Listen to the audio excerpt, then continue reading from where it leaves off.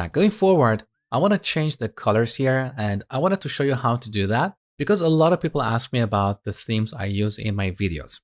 If you're not using CLion, feel free to move on to the next lesson. So, on the top, we go to the Preferences menu.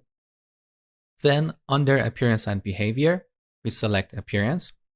Now, over here, you can see the themes that are installed by default. We only have 4 themes, but we can get more themes by clicking on this link.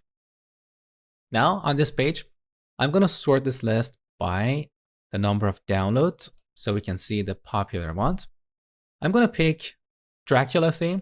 It's a very popular theme, but feel free to play with these themes and find the one that you personally like.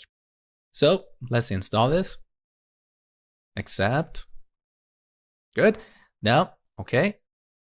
So this is the Dracula theme, which is much better than the default theme that comes with CLion. So that brings us to the end of this section.